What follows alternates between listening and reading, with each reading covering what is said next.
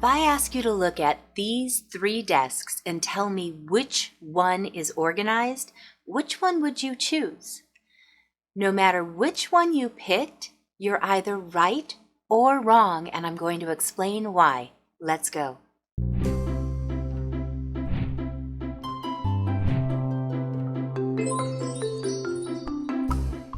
These days, if you ask someone to describe what being organized is, they're going to reference the images that we're seeing every day on the internet, through Pinterest, through Instagram, of these beautifully lined symmetrical containers with labels on them. But what if that type of organizing doesn't speak to you and doesn't work?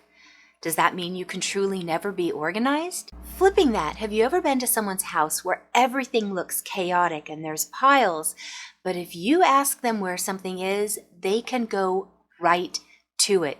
Is that organized? Because organization means different things to different people, I want to go over some very specific things to look for. But first, I want to explain what the difference is between organized and clean. In the beginning of my business, I used to get requests to list with agencies all of the time for house cleaning. And I would always have to explain that is not what our service does. And so often people wouldn't understand the difference. What I have always viewed the difference is coming in and cleaning those basic day-to-day surfaces, counters, floors, baseboards, toilets, sinks, windows. That is not what organizers do. The flip side is I would hear from clients all of the time how disappointed they were with their cleaning services, because even though they would come in and everything would be dusted and smell good and the floors would be clean, their home still didn't look the way they wanted it to because there were piles everywhere. That is one of the big differences between cleaning and organizing. Having a place for those things to be returned to, the home that I'm always speaking of, allows whomever's helping you to clean the house to have a destination to put those things that aren't where they belong.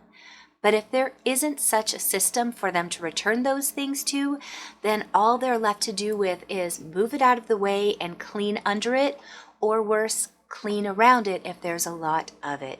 So that distinction of cleaning the surfaces versus creating systems for those things is the big difference between organizing and cleaning if you're looking for a service to help you. So now let's talk about what organization is really. The true goal of being organized is being able to find what you need when you need it, despite what the clutter around you is. Now, let me show you those pictures at the beginning again. This first desk is an absolute minimalist desk, and this looks beautiful and appealing. But for some people, this would never work, because when they want to sit down and accomplish the tasks at their desk, without seeing those visual aids of what to do, they're at a loss. Their instinct isn't to open up that drawer or that bin to get out the things they need. Flipping that, this second image with just a few things out might absolutely paralyze someone who cannot have any distractions out. But for the person who really thrives in chaos, having this minimal, even though it still looks messy to some of us, is still not enough to get that brain working the way they need it to function. So once again, that real definition of what organization is how you personally can find those things when you need it. I love having things organized. It's always served my brain well. If I start getting clutter creeping up around, I can feel myself starting to shut down. And as that happens, I will allow piles to get worse, which immediately feeds into my depression. And then from my depression, more piles will accumulate, and I will get myself into a very fast cycle. If I can stay on top of my spaces, having my table cleared off, my desk cleared off, my kitchen straightened, my living room neat, then I don't start leaving things around. And by doing so, I prevent myself to getting into those deeper places that I frequently fall into.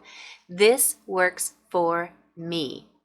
My oldest child doesn't want anything out. She wants that meticulous, this belongs in this space. If she could do the chalk outline outside of everything, she would. When she comes in, everything gets repositioned and set exactly where it needs to be.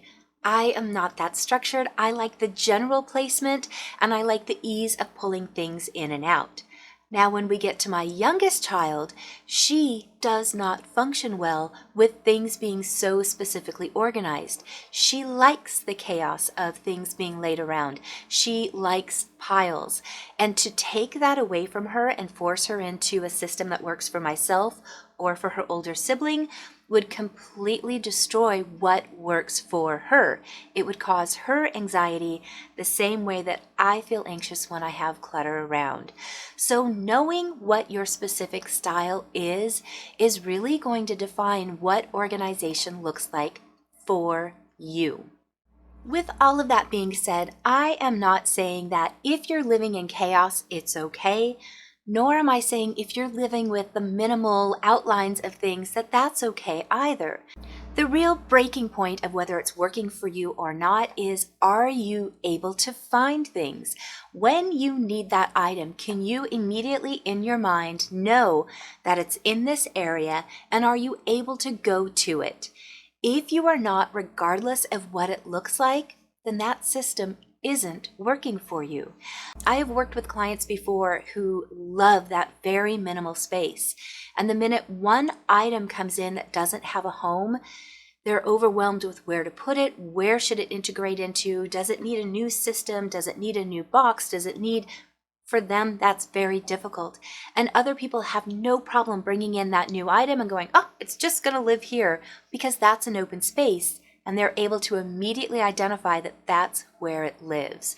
So if you are able to find your things, and the fact that you either have or do not have things around causing you any type of distress or anxiety, then it's working for you.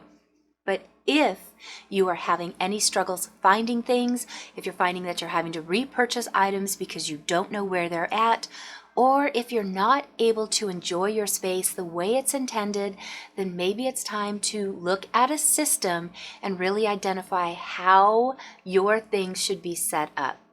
Cass over at the Clutterbug has absolutely come up with one of the best quizzes I have seen that identifies what style fits best for you. And I could try and recreate it, but she's already done such a great job. I'm just going to defer to her system. So if you've never checked out her quiz to find out what type of bug you are, that's Cass over at the Clutterbug, follow the link down in the description below, take her quiz, and then check out some of the suggestions that she has based on what your organizing style is. And if you'd like more information on ways to get organized, I have a playlist down below on step-by-step organizing tips that will help you in your journey no matter what style you have. I hope you found this information helpful. A lot of times that term organized is just a little bit subjective, so knowing what works for you might really clarify and just help you to feel better in the space that you have, accepting that it may not look the way others want it to, but if it's working for you, then you have a successful system. Thank you to my patrons who allow me to make these videos. Thank you to you for stopping by today. Please be sure to click that like button and leave me a comment if you found today's information helpful, and click that subscribe button so that you'll be notified when my videos go up. The next one coming out is that long-awaited shoe organizer, so make sure you've hit subscribe, and I will see you in just a few days. Bye!